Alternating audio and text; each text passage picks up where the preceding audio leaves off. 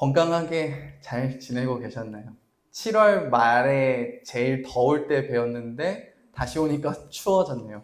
들어오는데 히터도 켜져 있더라고요. 벌써 날씨가 이렇게 많이 바뀌고 계절이 바뀐 것 같아요. 가을이 찾아왔습니다. 저희 애들도 덕분에 3명 다 감기로 골골대고 있고 그런 시간들을 보내고 있는데, 여러분들도 건강 유의하시면서 또 남은 연말을 잘 건강하게 보내실 수 있었으면 좋겠습니다. 10월에 이제 여러분들을 다시 뵙게 되면서 어떤 말씀을 나누면 좋을까 고민해보고 또 기도해봤습니다. 원래 나누던 창세기 말씀을 다시 계속 이어서 나눌까? 근데 기억을 누가 하고 계시려나? 이런 생각들도 해보고 여러 가지 또 고민을 해보고 있다가, 보통 여러분 우리가 추석 연휴도 지나고 이렇게 날씨가 좀 쌀쌀해지기 시작할 때쯤 드는 한 가지 마음이 있잖아요. 올 한 해도 벌써 다 갔구나. 올 한 해도 벌써 다 갔구나. 다 가고 있구나. 이런 마음이 들지 않나요? 그래서 그런 마음이 저도 찾아오면서 또 설교를 준비하다 보니까 말씀을 통해 여러분들과 우리 각자가 또 걸어왔던 지난 한 해의 모습들이 어떠 있는지를 한번 돌아보고, 그리고 우리로 또 내년이라는 또 새로운 걸음을 이어가게 하시는 우리를 향한 하나님의 마음이 어떠한 마음일까, 같이 그 주제를, 그 방향을 가지고 말씀을 묵상해보는 게 더 좋지 않을까라는 생각과 마음을 가지게 됐습니다. 이 마음을 가지고 또 고민하고 기도해보다 보니까 저는 신명기 말씀이 딱 떠오르게 되더라고요. 신명기 말씀을 듣고 있는 이스라엘 백성들의 상황이 지금 딱 그런 상황이었어요. 어떤 상황이냐면, 지나온 시간들은 이제 뒤로 하고, 지나온 시간들을 뒤로 하고 다가올 시간들을 바라보면서 생각해야 할 게 있는 백성들이 지금의 이스라엘 백성들의 상황이었거든요. 조금 더 구체적으로 말씀을 드리자면, 지금까지 이스라엘 백성들이 지나온 삶, 지나온 시간들은 애굽을 나와서 어디에서 40년을 보내게 됐죠? 애굽을 나와서 광야에서 40년을 보내게 되었습니다. 이제 그 일들을 뒤로 하고 어디를 향해 가야 되는 시간이었던 거죠? 가나안을 향해 가야 하는 시간이었습니다. 이처럼 광야에서의 삶을 끝내고 지나고 가나안에서의 삶을 앞두고 있는 이들에게 주신 말씀이 오늘 말씀 신명기 말씀입니다.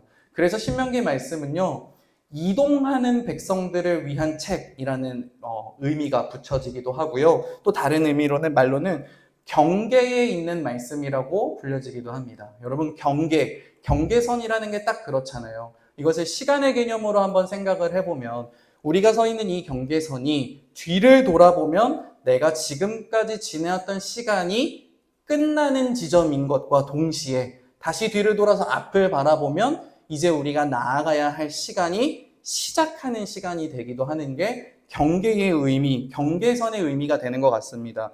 그런 의미에서 신명기는요, 이제 과거를 지나서 지나온 시간들 가운데 하나님께서 우리에게 베푸신 은혜와 우리에게 주신 말씀이 무엇인지를 기억해보고, 이제 그 마음과 그 목적을 가지고 이동해봐라. 지금까지 배우고 경험한 것을 가지고 살아가봐라.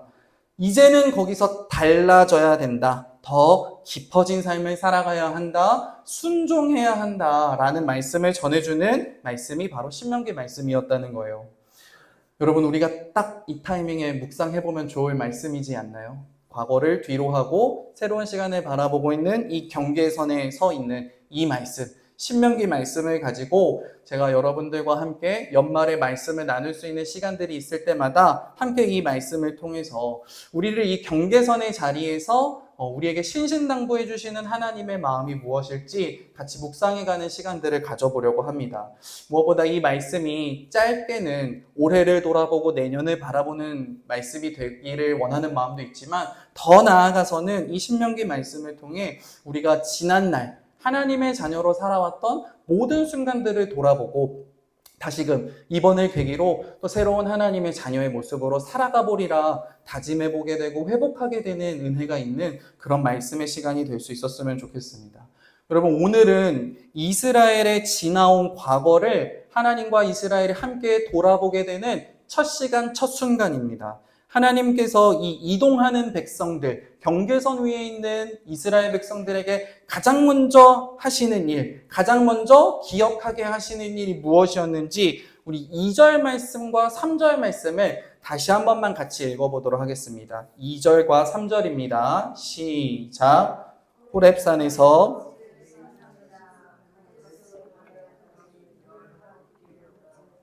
마흔째 해 열한째 달 그 달 첫째 날에 모세가 이스라엘 자손에게 여호와께서 자기에게 주신 명령을 다 알렸으니. 여러분, 신명기를 가장 먼저 시작하는 메시지가 무엇인가요? 호렙산에서 가데스 바네아까지 며칠 거리였다? 10하루길, 11일이 걸리는 거리였다. 왜 이스라엘 백성들은 가나안에 들어가기에 앞서서 이 이야기를 가장 먼저 듣고 기억해야 했었던 걸까요? 여러분, 호렙산이라고 하면 뭔가 좀 낯선 느낌이 들지 않으세요? 호렙산. 같은 의미로 신의 산입니다. 같은 이름이거든요. 신의 산이라고 하면 좀 익숙하게 느껴지시죠? 신의 산에서 여러분 무슨 일이 있었죠? 이스라엘 백성들이 애굽을 나와서 이제 신의 산에 이르게 돼서 나를 여기로 인도해 주신 이가 여호와 하나님이시라는 것과 그분이 나를 왜 이 자리로 부르셨는지, 그리고 나더러 어떻게 살라고 하시는 것인지 여러 율법과 계명을 통해서 배우게 됐습니다. 한마디로 하자면 하나님의 자녀로서의 정체성을 배우고 확립하는 시간들을 가지게 된 것이죠. 여기서 약 1년 정도를 머물게 됩니다. 그리고 이제 충분한 때가 되어서 하나님이 신의 산을 떠나서 약속의 땅으로 가라라고 하셨습니다. 그렇게 해서 출발을 해서 가나안 땅 최남단 접경 지역에 있는 가데스 바네아라는 곳에 이르게 되었습니다. 여기까지 며칠이 걸렸다고요?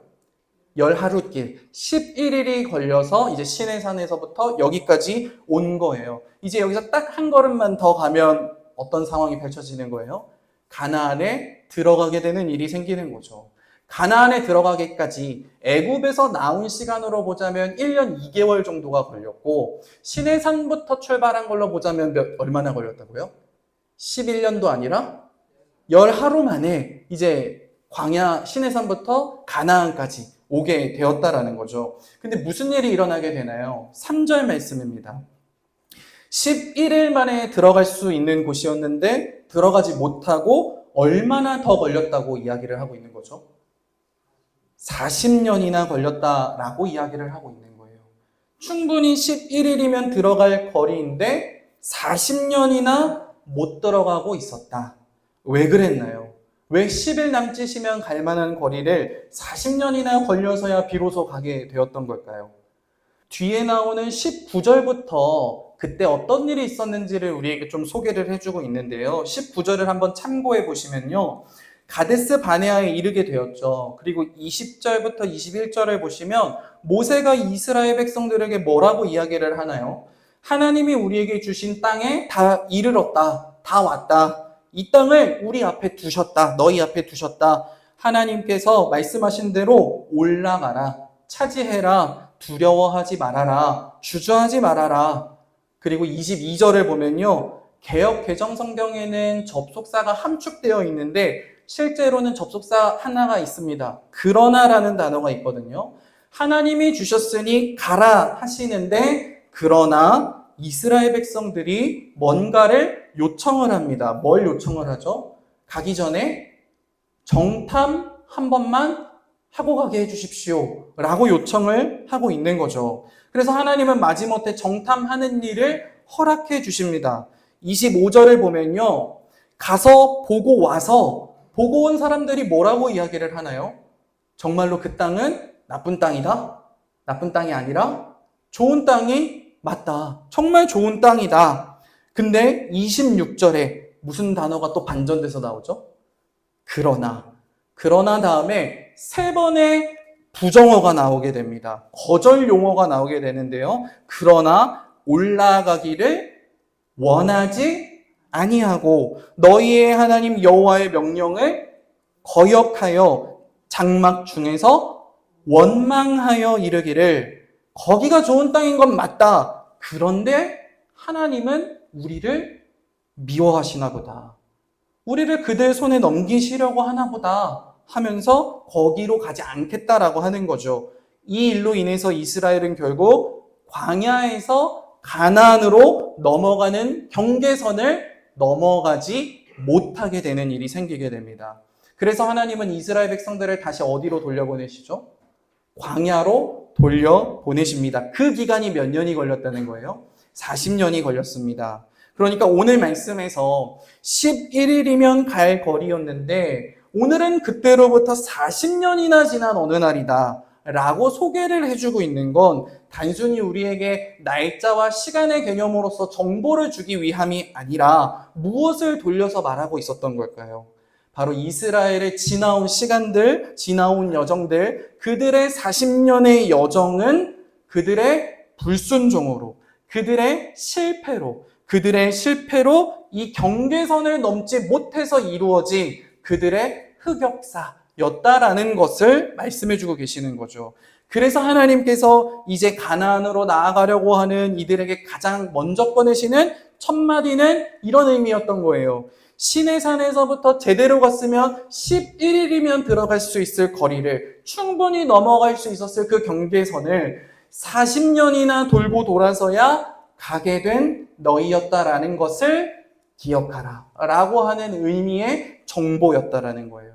한마디로 지금 이스라엘 백성들에게 그들의 과거의 실패를, 그들의 연약했던 순간을, 그로 인해서 고생했던 순간들을 다 기억하게 하시려고 하는 거죠. 그들의 못난 시절들을 돌아보게 하고 계시는 하나님의 말씀이었다라는 거예요. 그런데 하나님이 가장 먼저 그 많고 많은 40년 동안 있었던 일들 중에서 왜 이 사실을 먼저 일깨워 주려고 하셨던 걸까요? 그들이 있었던 이 일 자체를 완전히 잊고 까먹었을까봐 이것을 다시 한번 기억하게 해주시려고, 그런 의미에서 잊었던 일을 기억하게 해주시려고 이 말씀을 꺼내신 걸까요? 그러지는 않았을 것 같습니다. 왜냐하면 이스라엘 백성들에게 40년 전 가데스 바네아에서 있었던 일은 결코 잊을 수가 없는 일이 되었을 거기 때문이에요. 여러분, 우리의 삶에서도 돌아보면 그런 일들 꼭 하나씩은 있지 않나요? 오늘 나의 모습이 있기까지 돌이켜봤을 때 가장 부끄러웠던 모습, 가장 후회스러웠던 모습, 돌이킬 수만 있다면 다시 돌이키고 싶은 그 모습이 우리에게도 꼭 하나씩은 있기 마련이잖아요. 그런 일들은 5년이 지나도 10년이 지나도 20년이 지나도 잊혀지나요? 안 잊혀지나요? 안 잊혀집니다. 오늘 요즘 말로 이제 그게 또 생각나면 또 이불킥을 한다고 하죠. 잘 때 생각나가지고 또 나의 모습을 후회하며 이불을 차게 된다라고 할 정도로 잊혀지지가 않는 일인 거죠. 생생하게 기억이 나는 거죠. 왜냐하면 그 일로 인해서 내가 겪게 된 몸과 마음의 고통은 너무 진하게 남겨져 있었기 때문인 거죠. 아무리 세월이 지나도 잊혀질 수가 없습니다. 이스라엘에게는 40년 전 이 가나안 정탐 사건이 바로 그런 의미로 기억되는 사건이었을 거예요. 잊혀지지 않았을 거라는 말이에요. 그럼에도 불구하고 하나님께서 다시금, 그것도 가장 먼저 이 일을 기억하게 하시는 의미가 무엇이었을까요? 이어지는 4절의 이야기를 보면은 지금 하나님이 가지신 마음에 대해서 우리가 조금 더 느낄 수 있는 부분이 등장하게 됩니다. 우리 4절 말씀을 한번 같이 읽어보도록 하겠습니다. 시작. 그때는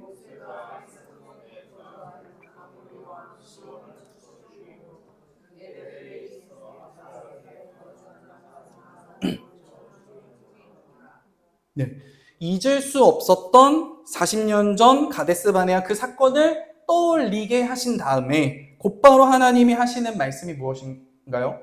그때는.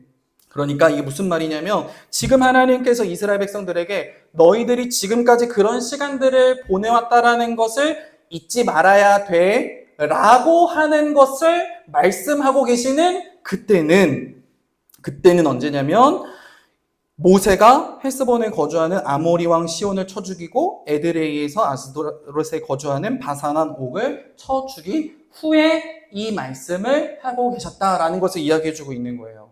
이스라엘 백성들이 애굽을 나와서 시내산에서 처음으로 가나안에 들어가게 되었던 루트는 여러분 어느 루트였냐면 아까도 말씀드렸지만 처음 도전했던 루트는 가나안 남쪽 지역이었어요. 남쪽 지역을 통해서 이렇게 올라가라고 하시는 하나님의 뜻이 있었는데 이스라엘은 거기서 성공했나요? 실패했나요?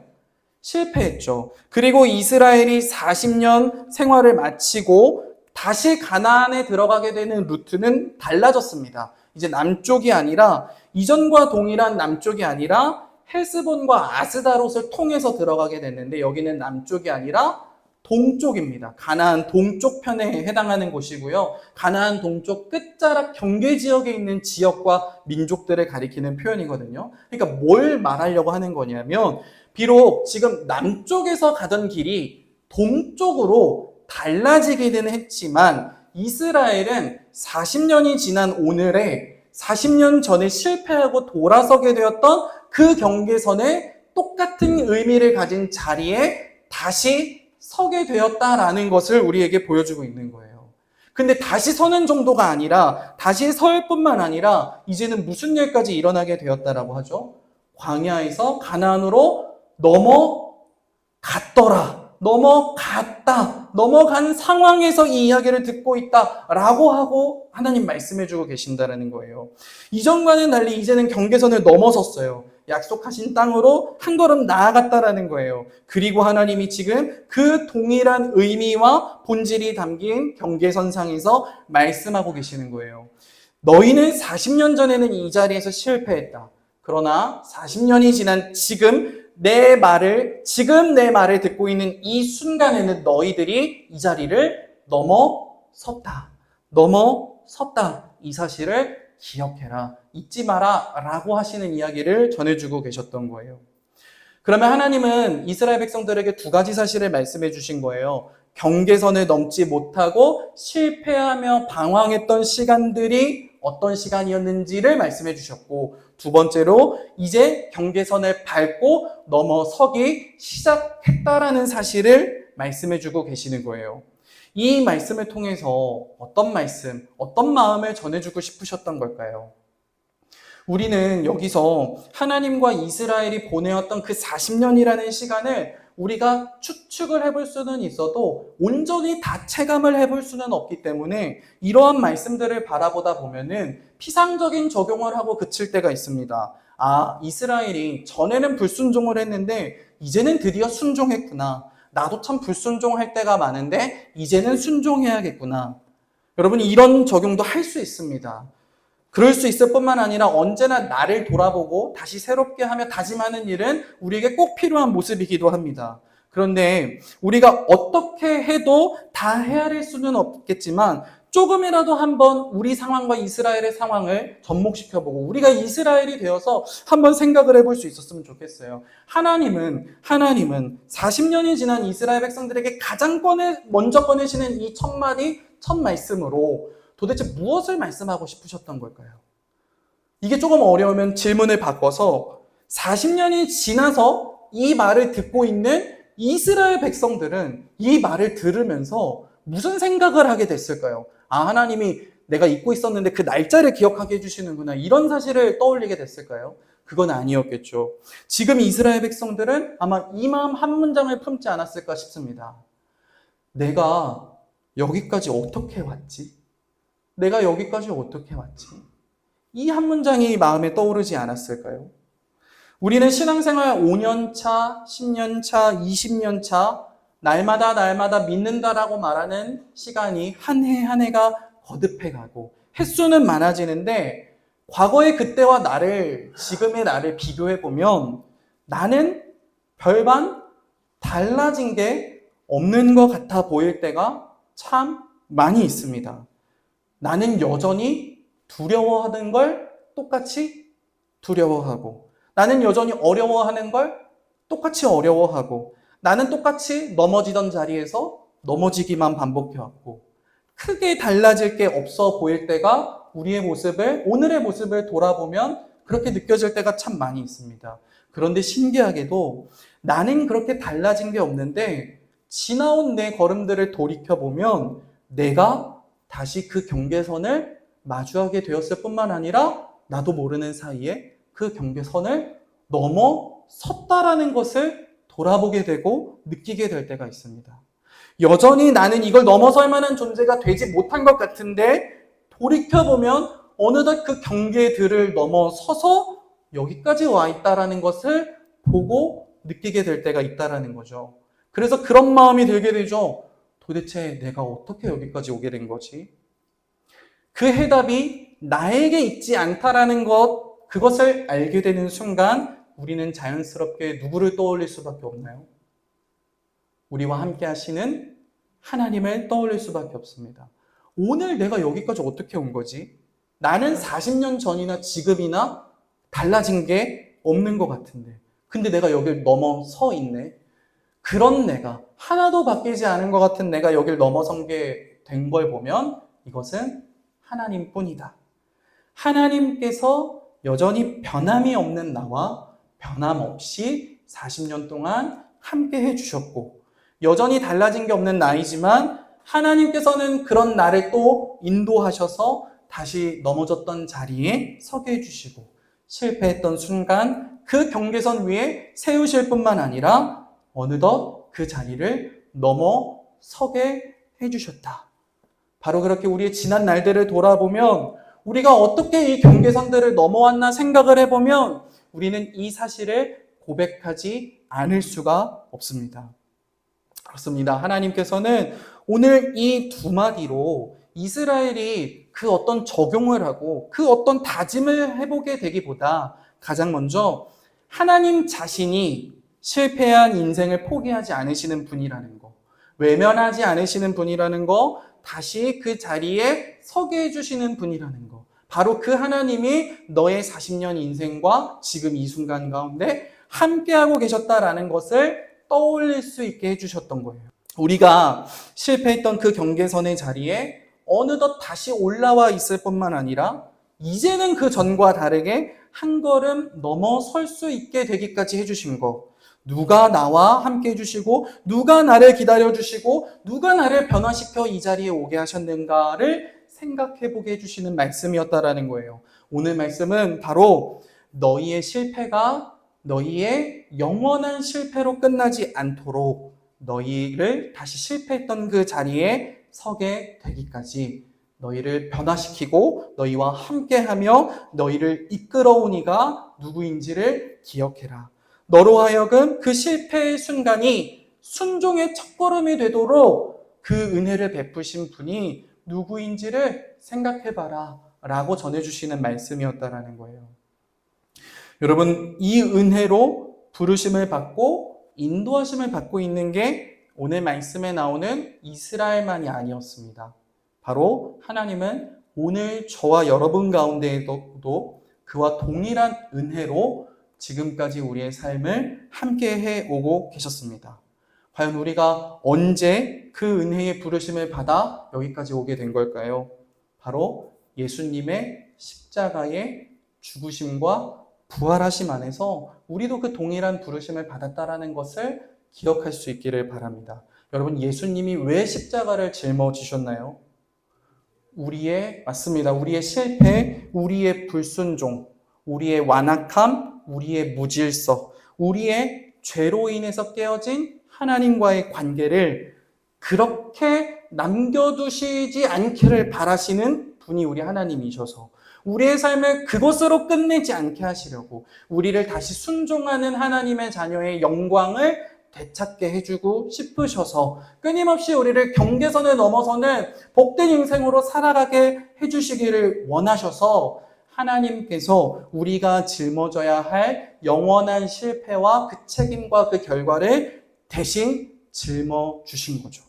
그렇게 하나님의 40년의 애씀과 수고가 있었기 때문에 이스라엘이 제2의 이스라엘이라는 인생으로 이 가나안에서의 삶을 다시 시작할 수 있게 되었던 것처럼 하나님께서는 저와 여러분 가운데 예수 그리스도를 통해서 우리의 죄와 불순종의 문제를 짊어지시고 해결하시고 성령 안에서 우리를 변화시키시고 온전하게 하시고 가르치시고 인도하셔서 오늘 그와 동일하게 우리를 하나님의 자녀라는 이름을 가지고 살아갈 수 있게 해주신 줄로 믿습니다.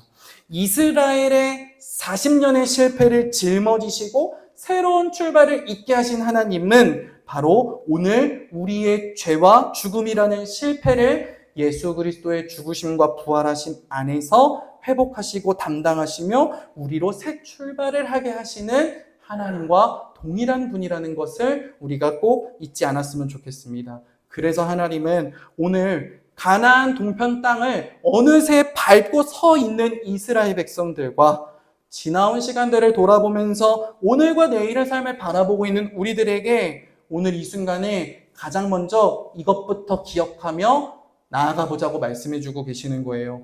돌아보면 우리는 실패투성이인 인생이지만 오늘 우리를 다시 영광의 자리에, 순종의 자리에 세우시는 분이 우리와 함께 하신다. 이 사실을 기억하며 감사와 영광을 가지고 우리에게 주어진 길을 나아가 보라고 말씀해 주고 계십니다. 여러분, 그 하나님이 우리와 함께 하신다는 것, 함께 해 오셨다라는 것을 기억하면서 지나온 저와 여러분의 한 해를 마음껏 돌아보시는 은혜가 있기를 바랍니다.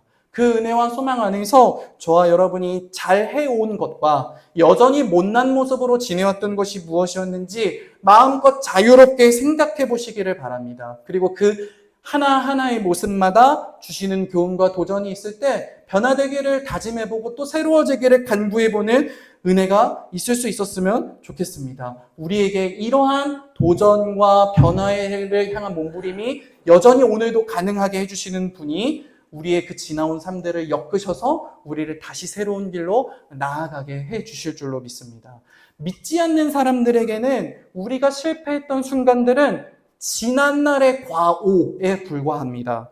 지우고 싶은 흑역사에 불과합니다. 그러나 하나님을 믿는 사람들에게는 더 이상 잊혀져야 할 순간이 존재하지 않는다는 것을 우리가 꼭 기억할 수 있었으면 좋겠습니다. 왜일까요?